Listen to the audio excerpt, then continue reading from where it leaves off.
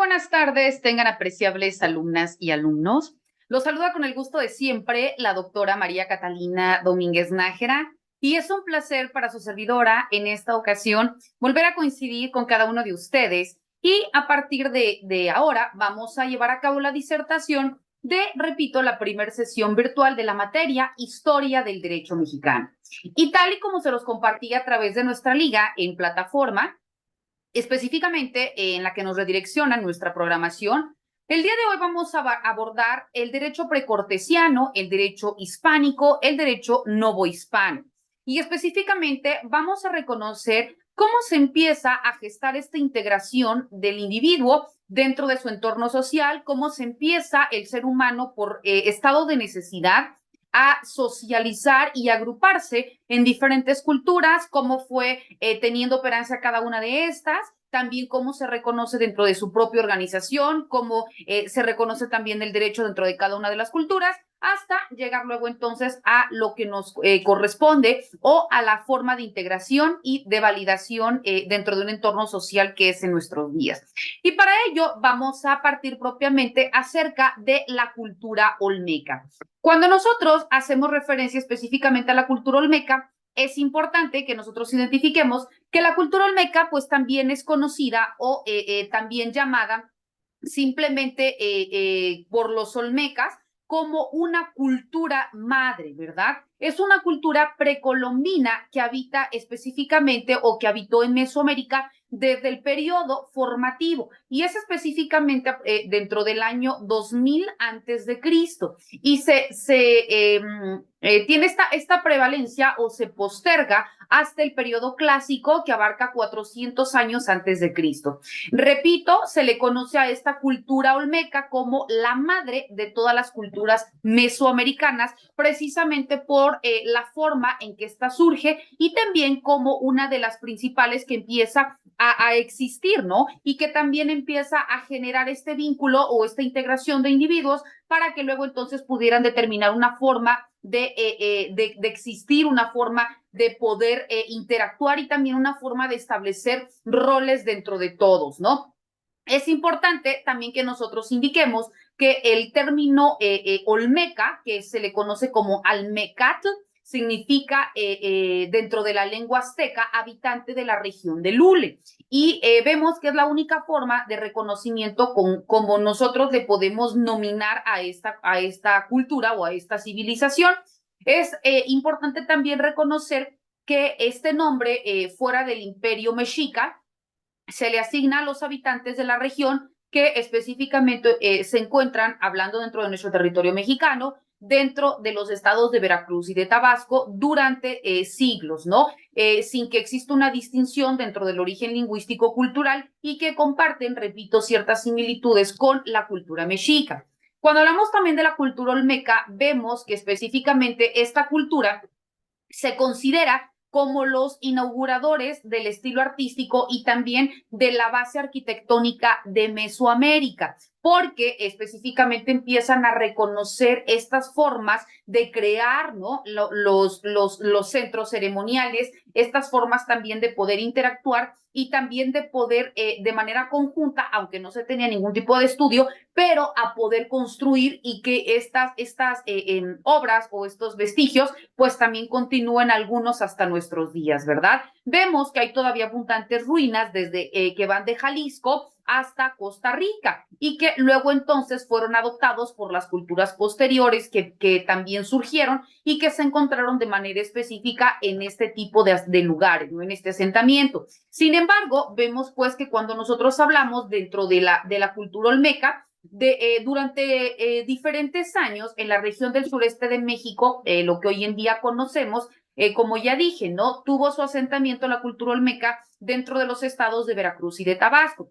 Posteriormente también se ve influenciada y empieza a extender su territorio tanto a toda la región de Mesoamérica, en los territorios que se conocen como Guatemala, como Belice, como El Salvador, Nicaragua y Honduras. También se dice que algunas de las entidades federativas dentro de nuestro territorio nacional que también se cree tuvieron existencia o tuvo existencia esta cultura olmeca, es también en Chiapas y los valles centrales de Oaxaca. Es también dentro del istmo de Tehuantepec Sin embargo, sus principales centros ceremoniales vemos que se encuentra San Lorenzo, que fue en 1150 a.C., se encuentra también La Venta, que es de 1750 a.C., y Los Tres Zapotes, que es en el año 900 a.C.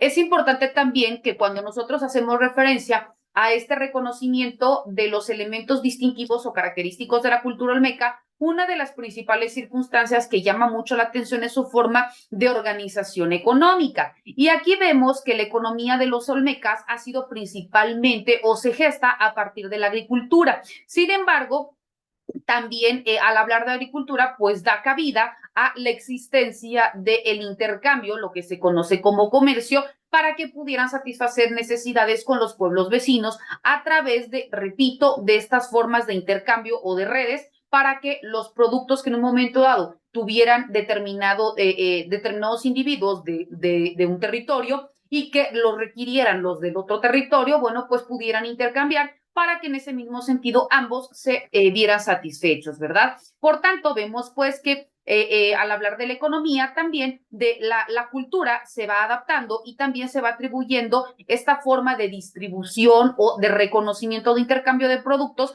para satisfacer necesidades y se empieza a utilizar durante todo el continente. Y también fue una forma de llamar la atención por las demás culturas y que adoptaron esta forma de intercambio, repito, para poder satisfacer sus propias necesidades.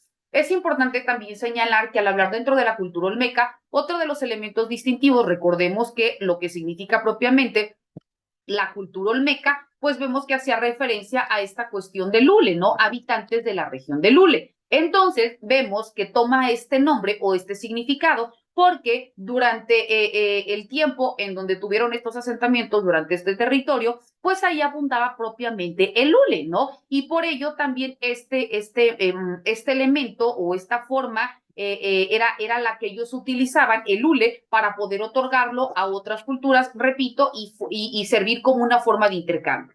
Es importante también que cuando nosotros hablemos de otro de los elementos distintivos y que también a partir de esto empieza a tener un reconocimiento, como hoy en día vemos dentro del derecho, ¿no? Porque también recordemos que uno es el derecho natural, en donde se cree que un ser superior, ¿no? Un ser divino nos decía qué es lo que teníamos que hacer. Entonces, aquí también empieza la cuestión de deidades a través de la cultura olmeca o la religión, ¿verdad? Entonces vemos que estudios o que también antecedentes dentro de la propia cultura olmeca nos remontan a que la cultura olmeca era profundamente religiosa, era teocrática, era politeísta, tenía deidades fundamentales o agrícolas y que representaban específicamente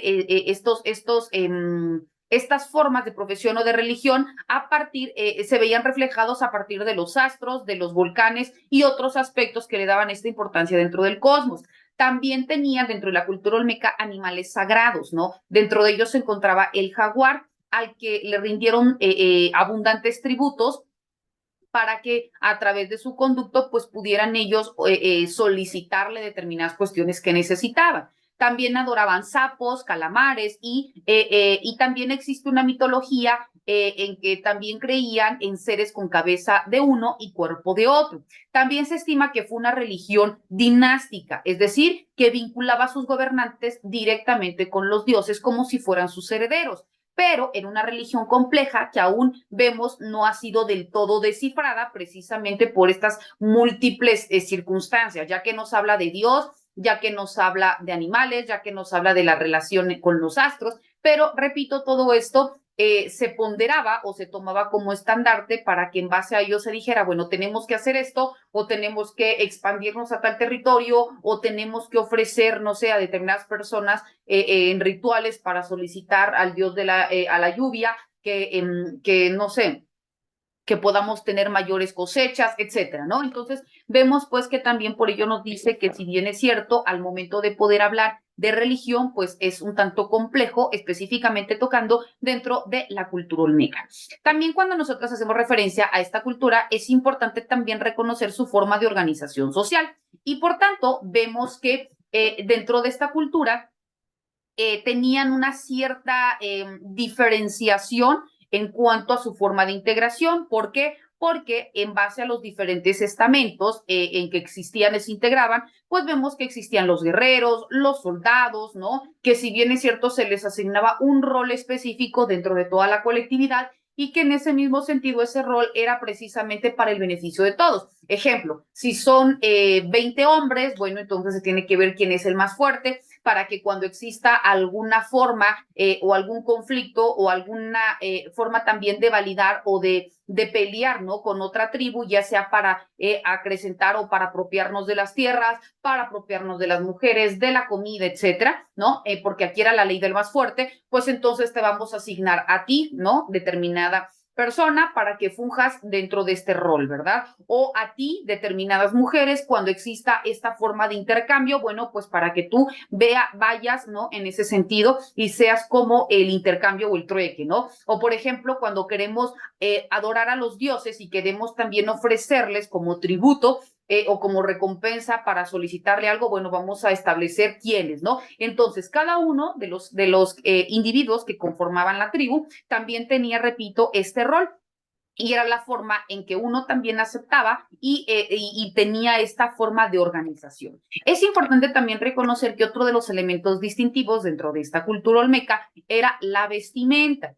Y hablando específicamente de ello, vemos que como una de las circunstancias características de la cultura olmeca eran las muestras de arte y también las estatuillas olmecas conservadas que se tenía. Entonces, la forma de vestimenta era específicamente a partir de ropas livianas y que eran confeccionadas a partir del algodón cultivado. También utilizaban otro tipo de métodos de ornato personal dependiendo de la actividad que cada uno desempeñara y el lugar que ocupaba dentro del orden social y dentro del posicionamiento jerárquico. Obviamente, a mayor estatus dentro de la tribu, pues también ibas a tener esta diferenciación en cuanto a la vestimenta que ibas a portar. También es importante señalar que los tabiques nasales, las plumas, las narigueras y los aretes pectorales eran comunes dentro de los hombres y especialmente dentro de los guerreros. Al identificar cualquier hombre que portara este tipo de circunstancias, ejemplo, repito, las narigueras, las plumas, los aretes en los pectorales, etcétera, pues nos hacía referencia a que ellos eran los guerreros o los que asumían este rol y que en un conflicto, pues ellos eran los que iban a actuar, ¿no? Para beneficio de toda la tribu, ¿verdad? Las mujeres eran las que portaban huipiles y quechquemití, que eran las faldas debajo, que era la vestimenta típica de los olmecas, ¿verdad? También es importante que nosotros reconozcamos cuáles fueron todos aquellos beneficios que trajo la cultura olmeca dentro de nosotros como humanidad, ¿verdad? Vemos pues que los olmecas contribuyeron de manera muy puntual específicamente dentro de la cultura mesoamericana y a través de la civilización de nosotros como individuos, a través del desarrollo de un estilo artístico, ¿no? Como ya dijimos también, dentro de la cuestión arquitectónica y la cuestión filosófica, además también del descubrimiento del hule o del látex natural a partir de los árboles de caucho. También tomaron imponentes esculturas enterradas en donde tienen forma de cabezas gigantes aproximadamente de 3 metros de altura y que fueron luego replicadas por otras culturas locales.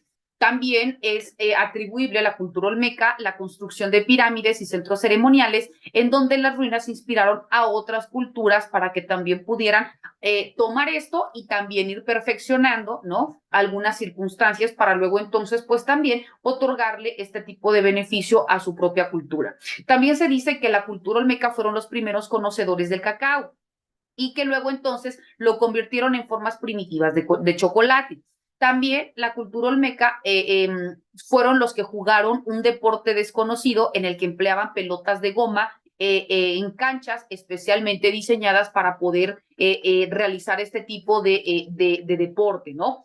Ahora bien, ya que nosotros identificamos en qué consiste la cultura olmeca, y todas estas formas de impactos en cuanto a la civilización mesoamericana y específicamente del hombre, vemos también que otra de las culturas importantes es propiamente la cultura maya.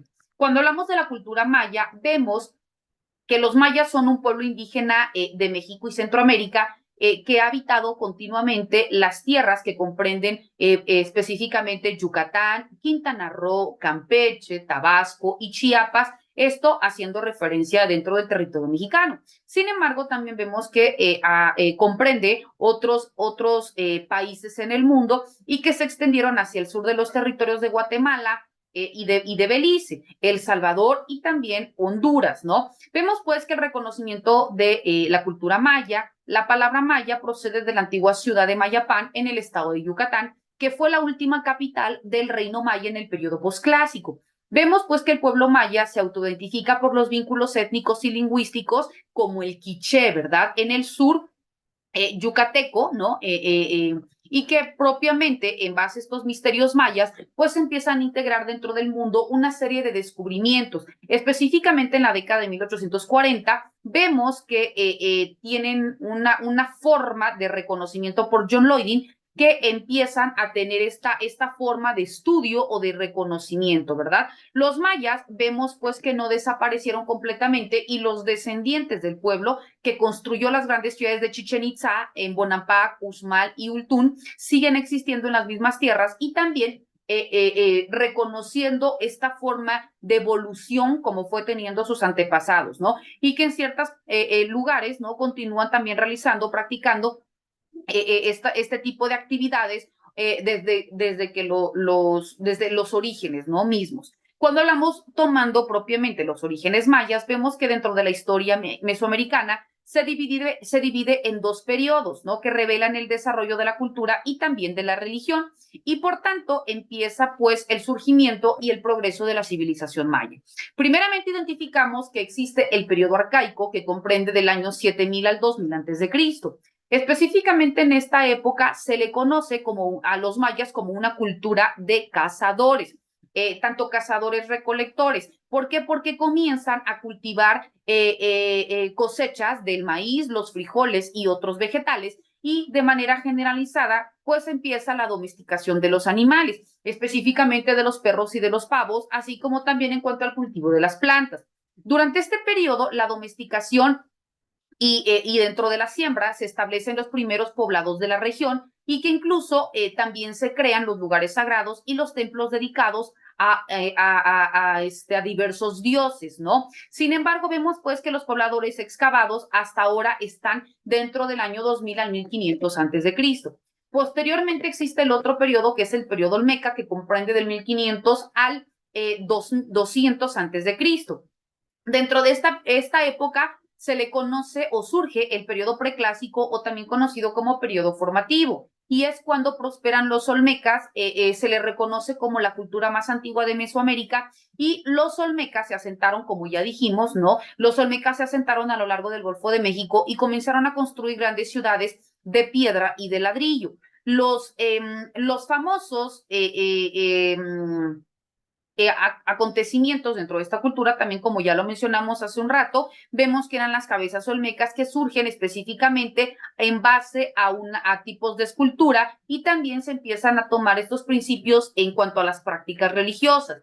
Vemos pues que más adelante surge el periodo zapoteco que comprende del 600 antes de Cristo al 800 después de Cristo, en donde la religión que rodea a la actual Oaxaca se funda el centro cultural ahora conocido como Monte Albán, que se convierte en la capital del reino zapoteco. Los zapotecas estaban claramente influenciados por los olmecas y a través de ellos empiezan a difundir algunos elementos culturales más importantes de la región, como la escritura, las matemáticas, la astronomía y el desarrollo del calendario, siendo todo ello perfeccionado por los mayas. Después aparece el periodo teotihuacano, que fue del 200 al 900 después de Cristo. Durante esta época, la gran ciudad de Teotihuacán pasa de ser una pequeña aldea a una metrópoli de gran tamaño y también de un gran impacto, ¿no? Vemos pues que Teotihuacán era rival de otra ciudad llamada Huiculco, ¿no? Y que esta pasa a ser una comunidad destruida por un volcán aproximadamente en el año 100 después de Cristo. Teotihuacán también pasa a dominar la región y dentro de las evidencias arqueológicas surgen y establecen que Teotihuacán fue importante centro ceremonial religioso dedicado a un culto de una gran diosa madre y se le conoce como la serpiente emplumada. Vemos que el dios de la serpiente emplumada, que es Kukulcán, también conocido como Gucumatz, era la deidad más popular entre los mayas. Y vemos que esto, al igual que muchas otras culturas que yacen en ruinas en todo el sur de América, vemos que también Teotihuacán pues, fue abandonada en algún momento alrededor del año 900 después de Cristo. Es importante recordar también que surge otro de los periodos que se le conoce como el periodo del Tajín, que fue del 250 al 900 después de Cristo. Este periodo también se le conoce como periodo clásico de la historia maya y mesoamericana. El nombre de Tajín se refiere específicamente a esta ciudad dentro del Golfo de México, que ha sido reconocido como uno de los sitios más importantes de Mesoamérica. Durante esta época, los grandes centros urbanos se levantan, ¿no?, dentro de este territorio empiezan a sentarse un número grande de individuos que conformaban la cultura maya. Se empieza a desarrollar el importante juego de pelota que llega a conocerse por Pacto Pan y encontrándose también canchas de pelota en la ciudad del Tajín y en sus alrededores, que fue una de las características importantes, ya que no se encuentran este tipo de reconocimientos en ninguna otra cultura. Sin embargo, bueno, vemos que se desconoce quiénes eran exactamente los habitantes del Tajín, ya que habían más de 50 grupos étnicos diferentes que tenían presencia en esta ciudad y que se han atribuido sus dominios tanto a los mayas como también a los totonaques. Después surge el periodo clásico maya, que es del 250 al 950 después de Cristo. En esta época empieza a tomar una consolidación del poder en las grandes ciudades de los mayas yucatecos como Chichen Itzá y Uxmal. En algunos sitios vemos que empiezan a observarse influencias de las culturas directas tanto de los olmecas, pero también empieza a adoptar determinados elementos de la cultura zapoteca, así como también valores culturales de Teotihuacán y del Tajín. Sin embargo, vemos pues que estas formas de integración surge una cultura totalmente nueva como es la de Chichen Itza, donde hay muchas pruebas de intercambios culturales, que converge también el arte, que converge la arquitectura y que cada una de estas pues presentan estilos diferentes.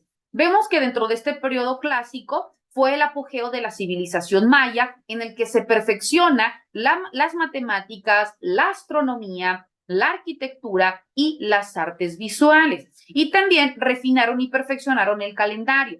La fecha más antigua registrada durante esa época, en donde empieza a reconocerse, se encuentra en la estela 29 de la ciudad de Tikal, que fue el 292 después de Cristo, y la más reciente, que es propiamente la de una inscripción en la estela del sitio de Toniná del 909 después de Cristo. Vemos que las ciudades-estado de la civilización maya se extienden desde Pisté en el norte hasta la actual Honduras. Y todo esto pues empieza a tener este reconocimiento, asentamiento y su área geográfica específica dentro de la cultura maya. Luego entonces surge el otro periodo que es el periodo posclásico, que comprende del 950 al 1524 después de Cristo. En esta época en específica, las grandes ciudades mayas fueron abandonadas. Hasta ahora vemos que no existe ninguna determinación en cuanto a una explicación para atribuirle, ¿no?, sobre el porqué del abandono de estas ciudades. Sin embargo, vemos pues que estas zonas rurales periféricas que empiezan a surgir, pues también fueron causadas por el cambio climático, por la sobrepoblación y por otras circunstancias, pues que también generaron una afectación a poder continuar pues prevaleciendo o que continuara en ese mismo estilo, pues todas estas cuestiones que dejaron estas culturas, ¿no? Vemos que en esta época Tula y Chichén Itzá se convierten en las ciudades dominantes de la región y vemos que esto empieza también a tomar importancia. ¿Por qué? Porque los mayas dentro de estas ciudades fueron expulsados y empieza también a dar cabida a la invasión española. Esto trae como consecuencia que las ciudades que ya estaban desocupadas en el momento de la incursión, pues también fueran como mucho más fáciles de conquistar. Después vemos que los mayas quichés fueron derrotados en la batalla de Utatlán en 1524 después de Cristo y esta fecha marca tradicionalmente el fin de la civilización maya. Es importante también que nosotros identifiquemos que al hablar de la cultura maya, dentro del apogeo de la civilización maya, que fue en el periodo clásico, produjo también los increíbles avances culturales por los que los mayas pues son reconocidos. Los mayas vemos que creían profundamente en la naturaleza cíclica de la vida, ¿no? Es decir, nadie nacía ni moría. Y esta creencia inspira su visión de los dioses y el cosmos. Su visión cosmológica, a su vez, empieza a alentar los esfuerzos creativos tanto en la arquitectura, en las matemáticas y en la astronomía. Y debido a esta forma de reconocimiento, identificaron que debajo de la tierra estaba el oscuro reino de Xibalbá, que era traducido como el lugar de miedo, ¿no? Donde pues se crecía el árbol de la vida que subía por la tierra y se elevaba hacia los cielos a través de los 13 niveles para poder llegar al paraíso de Tamuachtan, que era el lugar del cielo brumoso, donde ahí establecían o decían crecían hermosas flores. Sin embargo, dentro de estas creencias mayas, bueno, nos indica que uno no se moría y que se iba al cielo o a un infierno, sino que más bien se embarcaban en un viaje hacia Tuamashtan y que este viaje comenzaba en el lado oscuro y traicionero inframundo de Xibalbá, donde los señores que lo habitaban eran más propensos a engañar y a destruir un alma que a poder otorgarle validación, reconocimiento y poder generar un tipo de apoyo, ¿verdad? Sin embargo, si uno lograba navegar a través de Xibalbá, bueno, podía encontrarse el camino para poder ascender a través de los 13 niveles del inframundo y luego entonces llegar al paraíso. Esa era la ideología de los mayas, ¿verdad? Las únicas formas en las que ellos identificaban que se podía pasar de uno a otro lado, ¿verdad? También es importante identificar que dentro de estas únicas formas en las que el alma podía evitar Xibalbá y viajar específicamente a Tamochtán era morir en el parto y en una ceremonia de sacrificio, en la guerra, en el campo de juego de pelota o por el suicidio. Los mayas tenían una diosa especial del suicidio llamada Ishtar, que era representada por el cadáver putrefacto de una mujer colgando de un lazo en los cielos. Una vez que llegaba a Tamochtán, la felicidad era eterna, pero también se identificaba que para poder llegar al paraíso no existía realmente un cielo en la tierra, ¿verdad? Después es importante reconocer que otro de los elementos dentro de la cultura maya fueron sus grandes pirámides que caracterizaban tanto a sitios mayas, en donde nos indica que son réplica de la gran montaña de los dioses conocidos como Huitzop. La naturaleza cíclica de la existencia humana se refleja dentro de su famoso calendario maya. Los representantes de los numerosos dioses y diosas se orientaban también hacia su función de ayudar a las personas cuando atravesaban los ciclos de la vida o de perjudicarlos. También tenían el gran libro religioso de los mayas quichés, que era el Popol Vuh, ¿no? Que cuenta precisamente esta historia de la naturaleza cíclica de la vida, gracias al relato de los héroes gemelos Hunahpu y Xbalanque y su victoria sobre las fuerzas del caos y la oscuridad, simbolizadas a través de los señores Xibalbá. También es importante destacar que dentro de la cultura maya, el juego por el que son famosos los gemelos Poctapán también tienen ese mismo propósito. El Poctapoc era el juego más popular entre los mayas y era mucho más que un simple juego, ya que este simbolizaba la lucha humana y reflejaba la forma en que los mayas percibían la existencia. Este constaba de dos equipos opuestos de 7 hombres y cada uno se enfrentaba en un campo de pelota y trataban de meter una pequeña pelota de goma a través de un aro vertical fijado a una pared. Vemos que a veces hasta de 6 metros de altura o incluso más, mientras defendían su propia portería. Lo que hace que el juego sea aún más impresionante es que el jugador no podía utilizar las manos ni los pies, solo la cadera, los hombros, la cabeza y la rodilla. El obispo español Diego de Landa escribió que ver a los mayas jugar Pactapoc era como ver caer un rayo, ya que se movían muy rápido. Durante mucho tiempo se creía que el equipo perdedor o el capitán del equipo perdedor moría al final del partido, pero los recientes avances que podrían haber sido específicamente reconocidos y descifrados a partir de los glifos indicaban específicamente que los mayas, junto con las pruebas arqueológicas, sugieren que podría haber sido el equipo o capitán ganadores los que tuvieran el honor de una muerte rápida y el paso instantáneo al paraíso, ¿verdad? Se cree que el juego era un símbolo no solo para la victoria de los héroes gemelos sobre la oscuridad, sino también de la naturaleza cíclica de la vida. Y por tanto, vemos que los mayistas Shelley y Matthews afirman que ha surgido muchos mitos modernos sobre el juego de pelota. Vemos también que el más popular dice que los mayas sacrificaban a los ganadores para dar un regalo perfecto a los dioses. Sin embargo, vemos que no hay prueba de las interpretaciones si eran los que ganaban o los que perdían, pero nos dice pues que era una forma de reconocimiento de la cultura maya. Es importante también identificar que dentro de estos glifos, muchos dentro de los campos de pelota, Chichén Itzá, por nombrar uno de ellos, permitía la interpretación de que el equipo ganador o el capitán fueran los que se sacrificaban. Además, vemos que los modernos guardianes mayas, tanto en Altunja, en Belice, como en Chichén Itzá, en Yucatán, señalan la esperanza de escapar de la oscuridad del Xibalbá como la razón para la cual los ganadores eran ejecutados, ¿verdad? Sin embargo, independientemente de esta forma de reconocimiento, pues también tenían un significado, ¿verdad? Es importante también establecer que dentro de los jeroglíficos mayas, estos presentaban una dificultad para poder descifrarlos, ya que tienen su origen en las acciones del mismo personaje que empieza a preservar gran parte de lo que conocemos dentro de la civilización maya.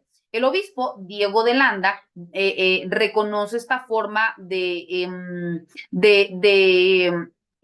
por demás compleja forma de descifrar, ¿no? Lo que los mayas trataban de decir al mundo, ¿no? Designado en Yucatán tras la conquista española del norte, Landa vemos que llega en 1549 después de Cristo e inmediatamente se dio la tarea de erradicar el paganismo entre los mayas convertidos en cristianos.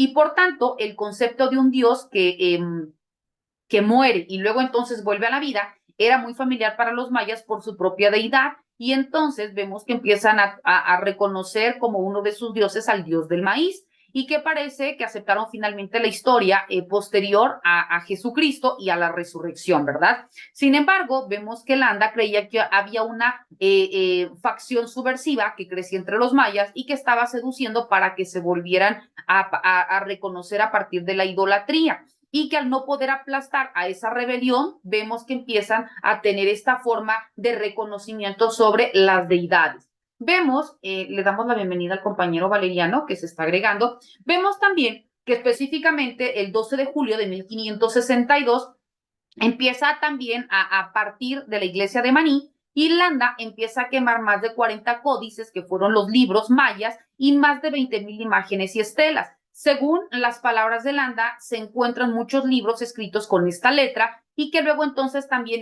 dentro de estos libros se empieza a tomar un reconocimiento de cómo se gesta, cómo evoluciona las prácticas que tenía la cultura maya y todos aquellos aportes, ¿no?, que iban a otorgar para el mundo. Vemos que dentro de estos libros, solo 3 de los libros mayas escaparon de la conflagración de Maní, que era el Códice de la Madrid, que era el Códice de Dresden y el Códice de París, y que estos son algunos de los libros que se encuentran dentro de estas ciudades muchos años después y se traen a Yucatán, ¿verdad? Y que ahí pues también empiezan a reconocerse, repito, todas estas formas de validación dentro de la cultura maya.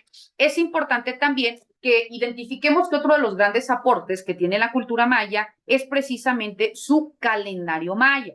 Dentro de el sistema maya, vemos que funciona simultáneamente a partir de 2 calendarios, que era el Jaab, o también conocido como calendario civil, que era de 365 días en un periodo de 18 meses, de 20 días cada uno, y otro que era el que se le conocía como Tzolkin, o también denominado como calendario sagrado. Dentro de este calendario sagrado, estaba integrado o comprendía 260 días, los cuales se encontraban divididos en 3 grupos de meses de 20 días.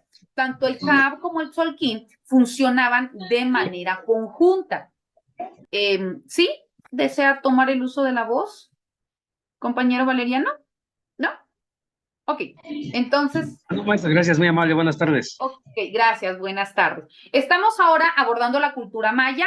Ya empezamos a explicar la cultura olmeca, parte de la cultura maya, que como decíamos, pasa específicamente dentro de esta evolución del derecho, ¿no? Y que empieza a partir del reconocimiento de cómo el individuo se va agrupando dentro de estas culturas, la forma de reconocimiento de las culturas, su asentamiento, su economía, etcétera, ¿no? Entonces, ahorita estamos hablando específicamente de lo inherente a la cultura maya y uno de los elementos, pues también uno de los grandes aportes que tuvo hacia nosotros como humanidad fue específicamente el calendario maya y un reconocimiento vemos que este se divide en dos, que era el calendario civil y el calendario sagrado. El calendario civil denominado Jaab y el calendario sagrado denominado Tzolkin, ¿verdad? Bueno, entonces decíamos, estos dos calendarios trabajan o se fusionan dentro de manera conjunta y que todo esto empiezan también o tienen este fin para poder crear lo que se le conoce como la ronda del calendario.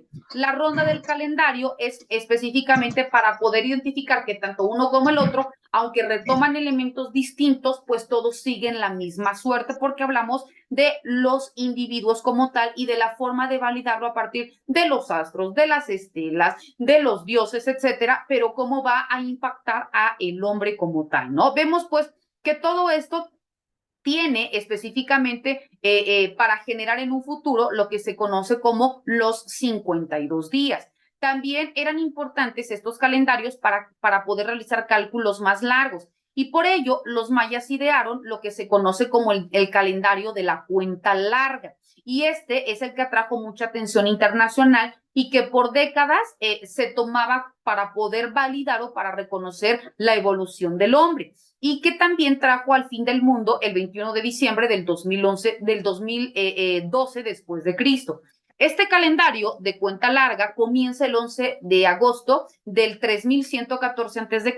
y entra en su siguiente ciclo conocido como el Baktún, y este es a partir del 21 de diciembre del 2012. También es importante indicar que, si bien es cierto, no existen de manera específica registros o escritos de los mayas en donde se establezca que exista algún tipo de cataclismo que acompañe este proceso de transición dentro de estos calendarios, ¿no? El Tzolkin, el Jaab y el de cuenta larga, pero específicamente dentro del 10 de mayo del 2012 después de Cristo, se informa que el arqueólogo específicamente de una universidad, que era la de Boston, empiezan a excavar dentro de un sitio maya de Xultum en Guatemala y ahí fue donde descubrieron una habitación de 6 por 6 pies que data de 1800, que data del 800 después de Cristo y que aquí aparece un taller de calendario, es decir, en donde se empiezan a crear los calendarios mayas y eran estas formas de reconocimiento de los mayas, repito, para poder identificar y para poder determinar cómo iban a aplicar un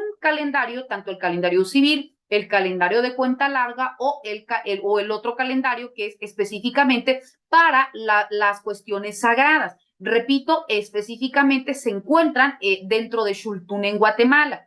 También dentro de estas formas de identificación, también se encontraron las pinturas y las inscripciones dentro de paredes que eran dentro de esta habitación, en donde mostraban el calendario maya que se extendía mucho más allá del año 2012 después de Cristo, que era la época que marcaba, ¿no? Que generaba un antes y un después dentro del calendario de cuenta larga.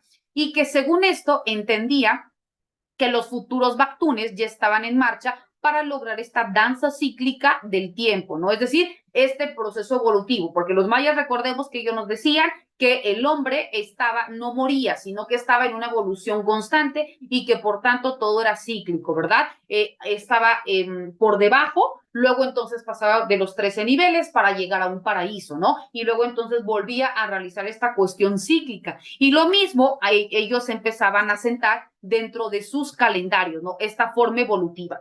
También es importante identificar que el impacto que tuvieron los mayas en la actualidad es que dentro de esta era moderna, los mayas pues siguen cultivando las mismas tierras y también recorriendo los mismos ríos que los antepasados, porque recordemos que la cultura olmeca, si bien es cierto, se asentó en determinados territorios, pero que luego entonces fueron adoptados o fueron conquistados por otras culturas y que lo hicieron propio. En tanto que la cultura maya vemos pues que continúan teniendo este reconocimiento dentro de los territorios que iniciaron, ¿no? Dentro de su creación o de sus orígenes y que se encuentran desde el norte de Yucatán y que va durante todo esto, ya vimos, hasta llegar a Honduras, ¿no?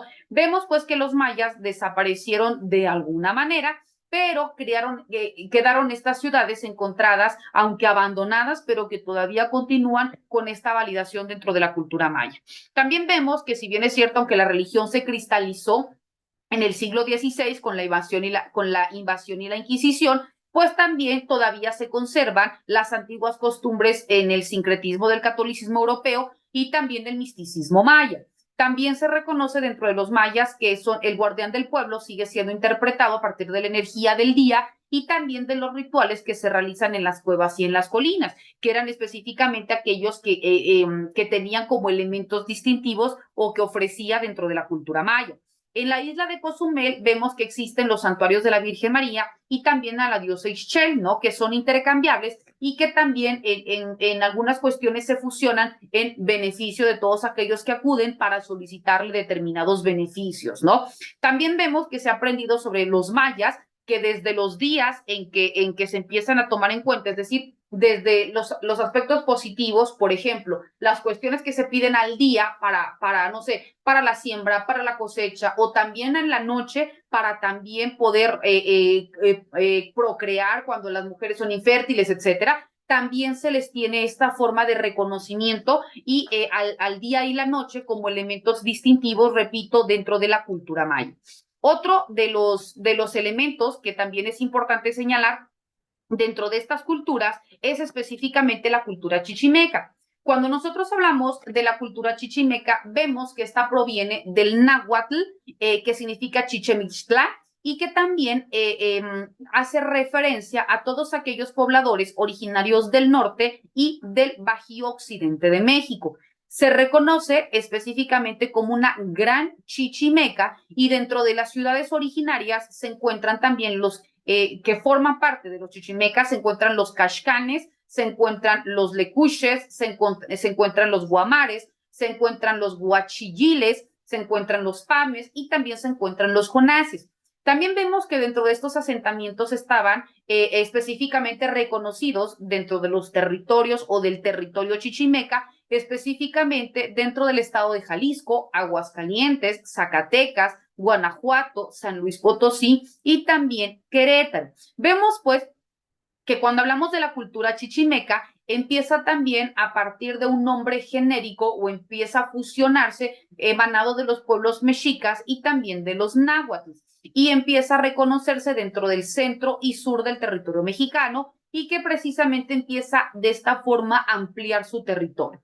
Vemos también que cuando nosotros hablamos de la cultura chichimeca, específicamente data o se encuentran algunas fuentes dentro del siglo XVI y se habla que los grupos chichimecas invadieron la ciudad de Toyán específicamente dentro del siglo XIII y que se empieza a reconocer como uno de los principales elementos que detona cómo se empieza a acrecentar el territorio del norte hasta llegar al Valle del México y en ese sentido incrementando su territorio, ¿verdad? Por eso se dice que los chichimecas llegan al Valle de México y que fueron los que empiezan a ser comandados por Xolotl, que era posteriormente una forma de reconocimiento para abandonar su nomadismo o la forma nómada que ellos traían y para poder absorberse dentro de una cultura mesoamericana que ahora ya tenía la característica de sedentaria, ¿verdad?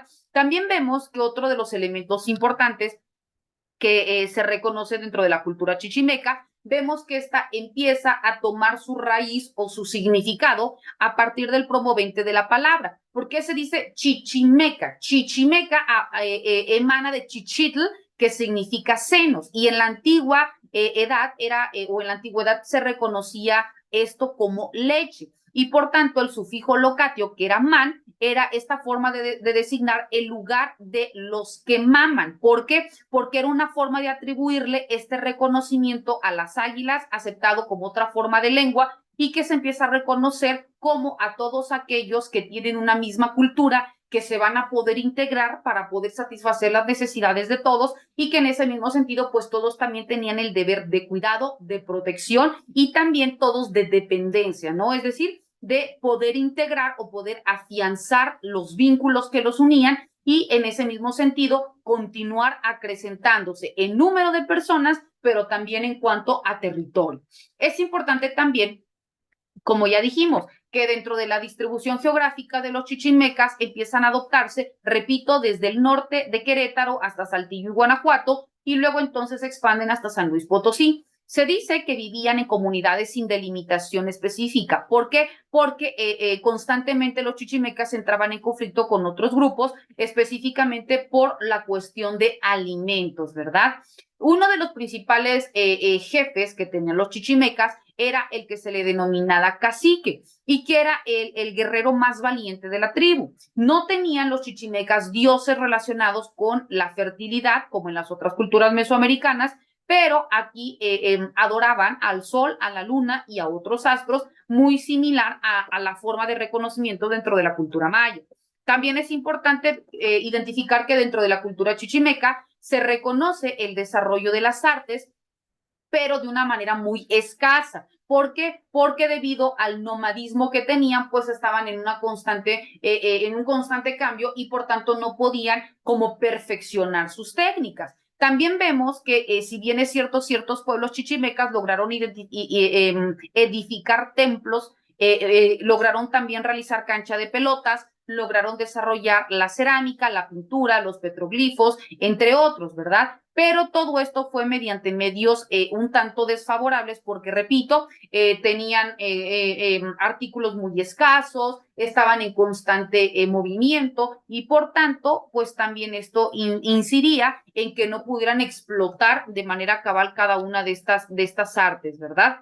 También al momento que nosotros identificábamos la forma en que se agrupaban los chichimecas, como ya vimos que se asentaban en diferentes partes del territorio, pues también tomaban muchas nominaciones o grupos, ¿verdad? Uno de ellos, como ya dijimos, fueron los Caxcanes.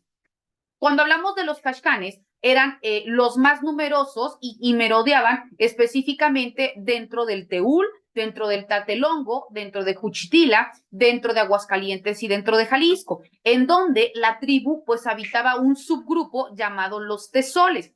Y se cree específicamente que eran descendientes de las 7 tribus que salieron de Aztlán y que se extendieron por todo el territorio de la forma de validación que tenía Huitzilopochtli. Y esto específicamente para poder, repito, acrecentar una tribu, para poder también empezar a identificar quiénes iban a ser los máximos exponentes al momento de que existiera algún conflicto o cuestiones de guerra, quienes iban a entrar en lucha, ¿no? Porque los chichimecas se caracterizaron por ser sangrientos, porque tenían estas prácticas por demás atroces al momento de entrar en una cuestión de guerra. Y repito, en ese mismo sentido, pues era también para poder hacer valer su dominio, para poder continuar incrementando su territorio, pero también para poder continuar en ese mismo sentido, pues satisfaciendo su necesidad, porque como hace rato dijimos, ¿no? Ellos luchaban primeramente por satisfacer sus necesidades básicas, que era la comida, ya que como estaban en constante movimiento, pues no podían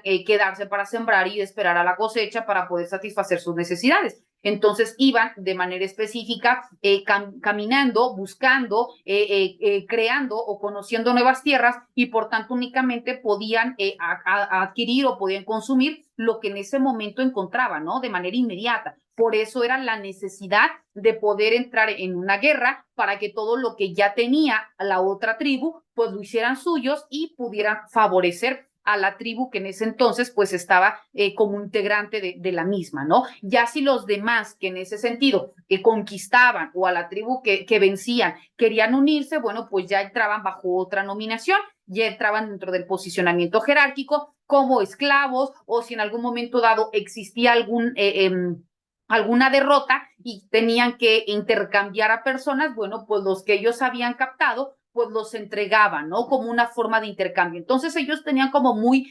específica la forma de organización, la forma también de adquisición económica mediante el intercambio de productos para satisfacer sus necesidades, pero también muy marcados estos roles que jugaban tanto los hombres como las mujeres dentro de su propia colectividad. Hasta ahí, compañero Valeriano, ¿alguna duda, algún comentario, alguna aportación? Les cedo el uso de la voz porque ya nos está indicando plataforma que en cualquier momento vamos a culminar nuestra sesión del día de hoy. Adelante, por favor. Maestra, muy buenas tardes. Todo bastante claro, como siempre, maestra, y muy agradecido con su apoyo, con su enseñanza, estimada licenciada, doctora. Pues, claro, hasta ahorita todo muy claro, estimada, sin ninguna duda. estimada doctora. Perfecto. Muchísimas gracias. Bueno, apreciable compañero, nada más para poder ir cerrando nuestra sesión de hoy. Le recuerdo que esta sesión fue grabada desde el momento que iniciamos. En el momento que a su servidora me compartan la liga, con mucho gusto yo se las voy a compartir a través de nuestra plataforma institucional, por si ustedes desean volver a validar el contenido que se realizó o se transmitió el día de hoy, y con ello continúe fortaleciendo su proceso de enseñanza-aprendizaje. De igual manera, recordar que las 12 tareas que se les dejaron tienen como fecha límite de entrega el 27 de enero, y también que la próxima semana pues vamos a iniciar en punto de las 4 de la tarde para que en ese mismo sentido pues puedan ingresar. Agradezco enormemente que se haya conectado, y como siempre, ante cualquier duda o comentario estoy para servirle, ya sea a través de nuestra plataforma o a través de nuestro grupo de WhatsApp o a través de un mensaje de manera personal. Estoy para servirle. Que tenga excelente tarde. Muchas gracias, doctora. Muy buenas tardes. Hasta luego.